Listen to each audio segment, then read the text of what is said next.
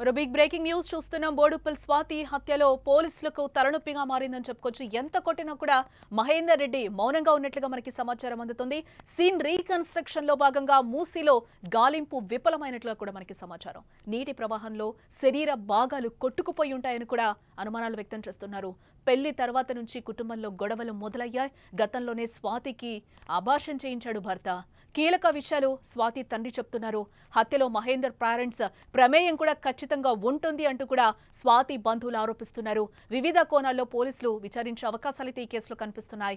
హైదరాబాద్ మహానగరంలో సంచలనం సృష్టించిన భార్య స్వాతి హత్య కేసులో పోలీసులకు కొత్త సవాళ్లు ఎదురవుతున్నాయి. భార్యను అతి కిరాతకంగా చంపి ఆమె శరీరాన్ని ముక్కలు ముక్కలుగా నరికిన మహేందర్ రెడ్డిని పోలీసులు ఎంతగా విచారించినా అతను నోరు విప్పడం లేదని తెలుస్తోంది. అతడు మౌనంగా రోధించడం తప్ప ఏం చేయడం లేదని పోలీసులు అంటున్నారు. దీంతో ఏం చేయాలో తెలియని స్థితిలో పోలీసులు ఉన్నట్లుగా కూడా మనకి సమాచారం అందుతోంది. పోలీసుల విచారణలో నిందితుడు మహేందర్ రెడ్డి తన భార్యను హత్య చేసిన తర్వాత శరీరాన్ని ముక్కలు ముక్కలుగా చేసి మూసీ నదిలో పడేసినట్లుగా ఒప్పుకున్నాడు. అతని వాంగ్మూలం ఆధారంగా పోలీసులు వెంటనే ప్రతాప సింగారం మూసీ బ్రిడ్జ్ వద్దకు చేరుకుని గాలింపు చర్యలైతే చేపట్టారు. అయితే మూసీలో నీటి ప్రవాహం ఎక్కువగా ఉండటం వల్ల శరీర భాగాలు కొట్టుకుపోయి ఉంటాయని కూడా పోలీసులు అనుమానాలు వ్యక్తం చేస్తున్నారు. దీంతో గాలింపు చర్యలు విఫలమయ్యాయి. ఇప్పుడు ముందుగా మృతదేహ అవశేషాలు దొరికితే ఆ తర్వాత మిగిలిన విషయాలను తెలుసుకునే ఆలోచనలో పోలీసులు ఉన్నట్లుగా కూడా మనకి సమాచారం అందుతోంది. ఈ కేసు దర్యాప్తులో కొత్త విషయాలు వెలుగులోకి వస్తున్నాయి. గతంలో కూడా స్వాతి గర్భవతి అయినప్పుడు మహేందర్ రెడ్డి బలవంతంగా అబార్షన్ చేయించినట్లుగా తెలుస్తోంది. పెళ్లి తర్వాత మహేందర్ తల్లిదండ్రులకు స్వాతి అంటే ఇష్టం లేనట్లుగా కూడా ప్రవర్తించారని, నిత్యం గొడవలు జరిగేవని సమాచారం. కొన్ని రోజుల క్రితం ఇంట్లోకి మహేందర్ కత్తులు తీసుకొచ్చాడని స్వాతి తన తల్లికి చెప్పినట్లుగా స్వాతి తల్లి చెప్పడం చూశాం. ఆ సమయంలోనే గొడవల వల్ల ఈ కేసును పోలీస్ స్టేషన్ వరకు వెళ్ళిందని కూడా సమాచారం. అప్పట్లో స్వాతి కూడా కేసునైతే ఫైల్ చేసినట్లు కూడా పోలీస్ స్టేషన్లో తెలుస్తోంది. మళ్ళీ కూడా మహేందర్ మంచిగా ఉంటానని చెప్పి తనని అలాగే ఇంటికి తీసుకొచ్చినట్లుగా కూడా తెలుస్తోంది. వాళ్ళ మధ్యలో మళ్ళీ సయోధ్య కుదిర్చారు పోలీసులు, సయోధ్య కుదిర్చారు కుటుంబ సభ్యులు, పోలీసులు. అలాగే మంచిగా కూడా ఆ కేసుని వాపస్ తీసుకొని కూడా ఇంటికి వచ్చినట్లుగా తెలుస్తోంది. అంటే పెళ్ళైనప్పటి నుంచి కూడా వీళ్ళిద్దరికి అంటే ప్రేమించాడు కానీ పెళ్లి చేసుకోవడం మహేందర్ రెడ్డికి ఏ మాత్రం ఇష్టం లేదు అని చెప్తున్నారు. ఎందుకంటే ప్రేమ వివాహం ఎప్పుడైతే బయటపడిందో పరువు కోసం కావచ్చు, నలుగురు ఏమనుకుంటారో తన పిల్ల కోసం అని అనుకోవచ్చు. ఈ నేపథ్యంలోనే మాటలు బయటకు వచ్చిన నేపథ్యంలో స్వాతి ప్రేమ వ్యవహారం ఎప్పుడైతే ఇంట్లో తెలిసిందో అప్పుడే పేరెంట్స్ మహేందర్ రెడ్డికి ఇచ్చి పెళ్లి చేయడం జరిగింది. ఆ పెళ్లి కూడా మహేందర్ రెడ్డికి ఫస్ట్ నుంచి కూడా సుతారం ఇష్టం లేదు అనే వినిపిస్తుంది. ఈ నేపథ్యంలో అందరూ కూడా హీరో ఫ్యామిలీ సభ్యులు కూడా నచ్చ చెప్పి స్వాతికి మహేందర్ రెడ్డికి పెళ్లి చేసినట్లుగా తెలుస్తోంది. బట్ అప్పటి నుంచి కూడా తనతో ఉండడం, మహేందర్ రెడ్డికి స్వాతితో ఉండడం ఇష్టం లేనట్లుగా తెలుస్తోంది. అలాగే 10 months వీళ్ళు పెళ్ళైన తర్వాత కలిసి ఉన్నారు. ఈ నేపథ్యంలోనే స్వాతి ఒకసారి గర్భం దాల్చింది. ఆ గర్భాన్ని కూడా ఆయన తీసేయించాడు అనేది కూడా స్వాతి పేరెంట్స్ అయితే చెప్తున్న సందర్భం కనిపిస్తుంది. బట్ అప్పటి నుంచి కూడా ఇప్పటి వరకు స్టిల్ వాళ్ళు కాపురంలో గొడవలు జరుగుతూనే ఉన్నాయి. ఇద్దరి మధ్య మనస్పర్ధలు వస్తూనే ఉన్నాయి. ఎందుకు అనేది తెలీదు. ఎందుకు అంటే ఫస్ట్ నుంచి కూడా మహేందర్ రెడ్డికి ప్రేమించాడు కానీ బట్ పెళ్లి చేసుకోవడం కూడా అసలు ఇష్టం లేదు అని చెప్తున్నారు. నలుగురు వచ్చి సర్ది చెప్పి పెళ్లి చేశారు. బట్ అప్పటి నుంచి కూడా ఇష్టం లేకుండానే తనతో స్వాతితో ఉంటున్నట్లుగా తెలుస్తోంది. మహేందర్ రెడ్డి పేరెంట్స్ కి కూడా ఈ విషయం తెలుసు. మహేందర్ రెడ్డి పేరెంట్స్ కి కూడా స్వాతితో ఉండడం ఇష్టం లేదు. ఈ హత్యలో పేరెంట్స్ ప్రమేయం ఉందా అనే కోణంలో కూడా పోలీసులు విచారిస్తున్నట్లుగా తెలుస్తోంది. స్వాతి ఇష్యూకి సంబంధించి వాళ్ళ తండ్రి ఏమంటున్నారో కూడా ఒకసారి మనం వినే ప్రయత్నం చేద్దాం. ముందే అయినా ఒకప్పుడు గొడవ చేసాడు మా అమ్మాయి పని. నాకు డౌట్ వచ్చి ఏం చేసాను, నేను కొంచెం గొడవ చేశాను. తీసుకొని గొడవ చేసిన తర్వాత ఇక పోలీస్ స్టేషన్కి పోయినాం మేడం. పోలీస్ స్టేషన్ పోతే వాళ్ళు సమాధానం చెప్పారు. వాళ్ళు పెళ్లి చేసుకోరు కదా, వాళ్ళకి ఏజ్ ఉంది, మీరేమన్నా మీ మీద కేసు అయ్యింది అని చెప్పి వాళ్ళు చెప్పి సమాధానం.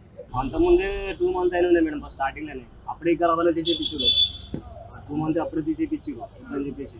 సరే నేను కూడా అప్పుడు నేను తిప్పిలు బాగా తెప్పించారు. అప్పుడు మేము పట్టించుకోలేదు, మాకు కాదని పోయింది కదా అని మేము కాంగ్రెస్ కూడా ఏం అనలేకపోయినాం.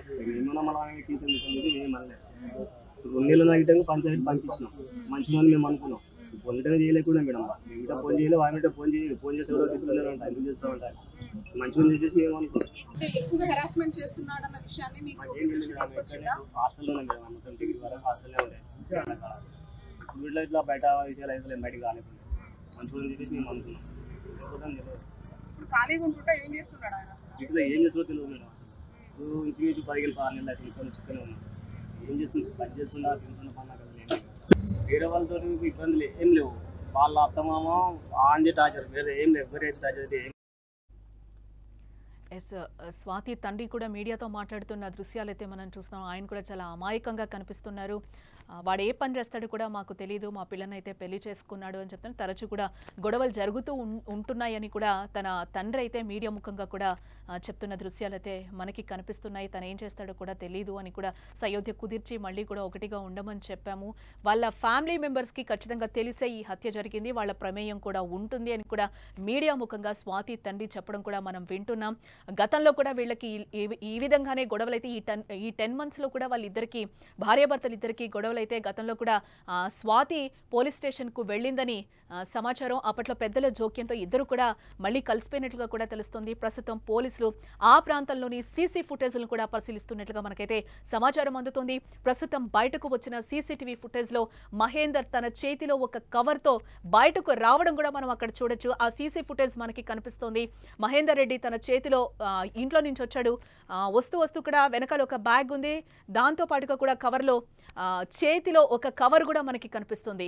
ఈ సీసీ ఫుటేజ్ కూడా పోలీసులు దొరికించుకున్నట్లుగా అయితే మనకి తెలుస్తోంది. ఈ ఫుటేజ్లో అయితే క్లియర్గా మనకి కనిపిస్తుంది మహేందర్ రెడ్డి వెళ్తున్నట్లుగా కూడా మనకి తెలుస్తోంది. ఆ ప్రాంతాల్లో సీసీ ఫుటేజ్ని పోలీసులు తీసుకున్నట్లుగా అయితే మనకి తెలుస్తోంది. ఆ ఫుటేజ్నే మనమైతే అక్కడ విజువల్లో క్లియర్గా చూడొచ్చు. లోపల నుంచి ఇంట్లో నుంచి బయటకు వచ్చాడు. వెనకాల భుజానికి ఒక బ్యాగ్ వేసుకున్నాడు. తనతో పాటుగా ఒక కవర్ని కూడా పట్టుకుంటూ ఏం తెలియనట్టు అలా నడుచుకుంటూ కారు వెనకాల నుంచి వెళ్తున్నట్లుగా కూడా మనకి దృశ్యాలు మనకి కనిపిస్తున్నాయి. ఆ కవర్లోనే స్వాతి శరీర భాగాలు ఉన్నట్లుగా కూడా మనకి క్లియర్గా కనిపిస్తుంది. ఇదంతా చూస్తుంటే చాలాసార్లు చిన్ని కవర్స్లో స్వాతి శరీర భాగాలు తీసుకెళ్లినట్లుగా పోలీసులు ఇప్పుడు అనుమానిస్తున్నారు. ఇంకా మరికొన్ని సీసీటీవీ ఫుటేజ్ల ఆధారంగా కూడా పోలీసులు దర్యాప్తు కొనసాగిస్తున్నట్లుగా కూడా మనకి సమాచారం అందుతోంది. స్వాతి హత్య కేసు విషయంలో స్వాతి బాబాయ్ కొడుకు కూడా స్పందించడం జరిగింది. తన చెల్లికి న్యాయం చేయాలని, మహేందర్ ఒక్కడి హత్య చేసి ఉండడని, ఖచ్చితంగా మహేందర్ వాళ్ళ ఫ్యామిలీ మెంబర్స్ కూడా ఉంటారని కూడా తన అన్న కూడా చెప్తున్నాడు. మహేందర్ మౌనంగా ఉంటే సరిపోదని, ఈ హత్య వెనుక ఎవరెవరు ఉన్నారో పోలీసులకు చెప్పాలని, అందరికీ శిక్ష పడాల్సిందే అని కూడా డిమాండ్ చేస్తున్నాడు. స్వాతి అన్న ఏం మాట్లాడారో కూడా ఒకసారి మీడియాతో మనం వినే ప్రయత్నం చేద్దాం. రీసెంట్గా 1 year బ్యాక్ అయితే పెళ్లి చేసుకున్నారు, లవ్ మ్యారేజ్ చేసుకున్నారు. ఇంట్లో తెలియకుండా తీసుకెళ్లి మ్యారేజ్ చేసుకున్నారు. తర్వాత వాళ్ళ ఇంట్లో ఒప్పుకున్నారో ఏమో తెలియదు, కానీ మాకైతే అసలు కాంటాక్ట్లోనే లేదు.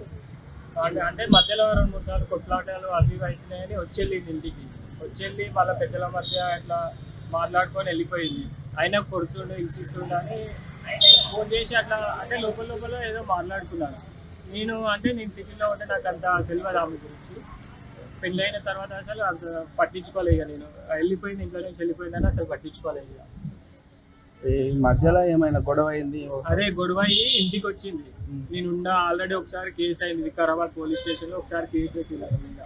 నేను ఉండని ఇతనితో ఇతను టార్చర్ చేస్తుందని కేసు పెట్టింది. తర్వాత మళ్ళీ ఏం మాయ మాటలు చెప్పిందో, మళ్ళీ పెళ్లి చేసుకుంది కదా, ఏం మాయ మాటలు చెప్పిందో మళ్ళీ అతనితో వెళ్ళి మళ్ళీ రిటర్న్ కేసు తీసుకున్నారు. మళ్ళీ ఇప్పుడు ప్రజెంట్ ఇట్లా అయిపోయింది. తెలియకుండా చేయించాడు. ఇతను ప్రెగ్నెంట్ అయింది తెలియకుండా. ఇంట్లో ఏం చెప్పారో తెలియదు. వాళ్ళ ఇంట్లో మాటలు పట్టుకొని తెలియకుండా ఆమె గెలవకుండా అబార్షన్ చేయించాడు ఫస్ట్ ప్రెగ్నెంట్ అయినప్పుడు. తర్వాత ఇప్పుడు 5 months ప్రెగ్నెంట్ ఉంది. గొడవ అంటున్నాను ఇంటి నుంచి చెప్తున్నారు మాకు. అంటే విలేజ్ కదా, విలేజే కదా, పక్కన ఇల్లు చెప్తున్నారు అట్లా. ఇతను ఒక్కడి వల్ల అయితే కాదు, వాళ్ళ ఇంట్లో అందరూ ఉంటారు. కంపల్సరీ ఈయనకు మాత్రం శిక్ష పడాలి. వచ్చి డైరెక్ట్ వచ్చి పోలీసు వాళ్ళకి ఒప్పుకుని నేనే చేసిన అని ఒప్పుకుంటే కాదు. అతను ఎంత ఎవరెవరు ఉన్నారో వాళ్ళ ఇంట్లో ఎవరెవరు ఉన్నారో అంతా విచారించి ఆయన కంపల్సరీ ఉరి శిక్షలో ఏదో పడాలి. ఎస్ స్వాతి అన్న కూడా మీడియా ముఖంగా ఆయన మాట్లాడుతున్నారు. ఖచ్చితంగా వాళ్ళ ఇంట్లో వాళ్ళ ప్రమేయం ఉంటుంది. గతంలో వాళ్ళు ప్రేమించి పెళ్లి చేసుకున్నారు. ఫస్ట్లో ఇష్టం లేదు, మళ్ళీ పెళ్లి చేసుకున్నాడు. కానీ వాళ్ళ ఇంట్లో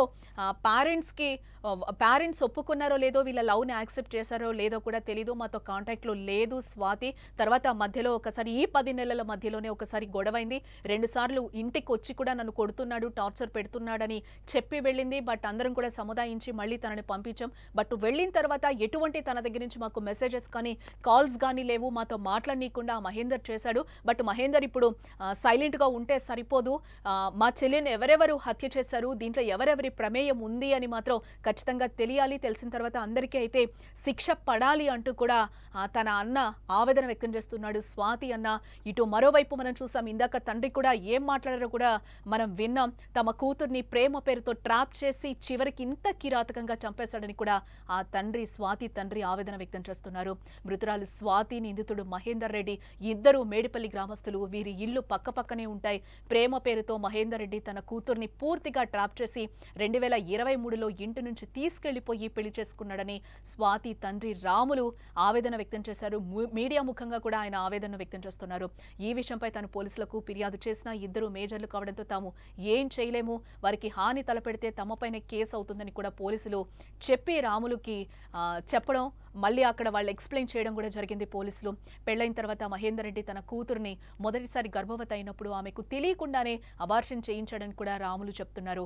ఆ తర్వాత హైదరాబాద్ తీసుకెళ్లి ఆమెను ఇంట్లో ఒంటరిగా వదిలేసి చెప్పకుండా వేరే ఊరు వెళ్లిపోయాడని, తినడానికి కూడా ఇబ్బంది కావడంతో స్వాతి మళ్ళీ తమ ఊరు వచ్చేసిందని కూడా ఆ తండ్రి చెప్తున్నారు. కానీ అత్తా మామల ఇంటికి వెళ్ళిందని, అక్కడ నానా ఇబ్బందులు పెట్టడం, మహేందర్ ఇంటికి రాకపోవడంతో పెద్ద మనుషుల సమక్షంలో పంచాయతీలు పెట్టి పరిష్కరించుకున్నామని కూడా తండ్రి ఆవేదన వ్యక్తం చేస్తున్నారు. అత్తామామలు వరకట్నం కోసం వేధించారని, వేరే కులమని హింసించారని కూడా ఆ తండ్రి ఆవేదన వ్యక్తం చేస్తున్నాడు. ఇటీవల కాలంలో మహేందర్ రెడ్డి అత్తామామల వేధింపులు ఎక్కువైనట్లు కూడా స్వాతి తనకు చెప్పిందని, చివరిసారిగా నిన్న సాయంత్రం తిన్నారా అని మెసేజ్ పెట్టిందని కూడా వారు తల్లిదండ్రులు ఇద్దరు కూడా కన్నీటి పర్యంతమవుతున్నారు. ఇదే నేపథ్యంలో వాళ్ళ తల్లి కూడా తన ఆవేదన వ్యక్తం చేస్తోంది. హైదరాబాద్లో ఇలాంటి దారుణాలు జరగడం ప్రజలను పూర్తిగా కలవరపెడుతున్నాయని చెప్పుకోవచ్చు. గత కొన్ని సంవత్సరాలుగా దేశవ్యాప్తంగా ఇలాంటివి దారుణాలు ఎక్కువగా జరిగిపోతున్నాయి. ఈ కేసుల్లో చాలా వరకు భార్యాభర్తల మధ్య గొడవలు, ఆర్థిక సమస్యలు లేదా అక్రమ సంబంధాలు వంటివి కారణాలుగా మనకి ఎక్కువగా కనిపిస్తున్నాయి. ఢిల్లీలో మనం చూసాం, శ్రద్ధా వాకర్ హత్య కేసు ఒక సంచలనం సృష్టించింది. అప్పట్లో 2 years బ్యాక్ ప్రియుడు ఆఫ్తాబ్ తన ప్రియురాలు శ్రద్ధను హత్య చేసి ఆమె శరీర భాగాల్ని ముక్కలు ముక్కలు చేసి ఫ్రిడ్జ్లో దాచిపెట్టి ఆ తర్వాత వాటిని వివిధ ప్రాంతాల్లో పడేసి దొరకకుండా ప్రయత్నించాడు. ఈ కేసు దేశవ్యాప్తంగా అప్పట్లో చాలా చర్చకు దారితీసిందని కూడా చెప్పుకోవచ్చు. అదేవిధంగా ముంబైలో సరస్వతి వైద్య అనే మహిళ హత్యకు గురైన ఘటన కూడా చాలా భయంకరమైందని చెప్పుకోవచ్చు. ఆమె ప్రియుడు అద్దె ఇంట్లోనే ఆమెను హత్య చేసి శరీర భాగాల్ని ముక్కలు ముక్కలు చేసి పడేశాడు. అలాగే బెంగళూరులో మహాలక్ష్మి అనే మహిళ మృతదేహం ఆమె భర్త ఫ్రిడ్జ్లో దొరికింది. ఇలాంటివి చూస్తుంటే మానవ సంబంధాలు ఎంతగా దిగజారిపోతున్నాయో అర్థమవుతోంది. ఈ ఘటనలు భార్యాభర్తల మధ్య విభేదాలు వచ్చినప్పుడు సరైన మార్గంలో పరిష్కరించుకోకపోవడం, విడాకులు వంటివి తీసుకోకపోవడం వంటివి కారణాల వల్ల కూడా జరుగుతున్నాయని ఇక్కడ మనం తప్పక చెప్పుకోవాలి. ఇటు మరోవైపు చూస్తే ఇలాంటి కేసుల్లో కేవలం భర్తలే కాదు, భార్యలు కూడా భర్తలను చంపిన ఘటనలు కూడా ఉంటున్నాయి. ఉత్తరప్రదేశ్లోని మీరట్లో జరిగిన బ్లూ డ్రమ్ కేసులో భార్య తన ప్రియుడితో కలిసి భర్తను హత్య చేసి శరీర భాగాలను ఒక డ్రమ్ములో సిమెంట్ కలిపి పడేశారని పోలీసులు చెప్పారు. కర్ణాటకలో ఒక డాక్టర్ తన అత్తను చంపి శరీర భాగాలను చాలా చోట్ల పడేశాడు. ఇలాంటి ఘటనలు పెరగడం మన సమాజంలో మానవ సంబంధాలు ఎంత బలహీనంగా ఉన్నాయో కూడా అర్థమవుతోంది.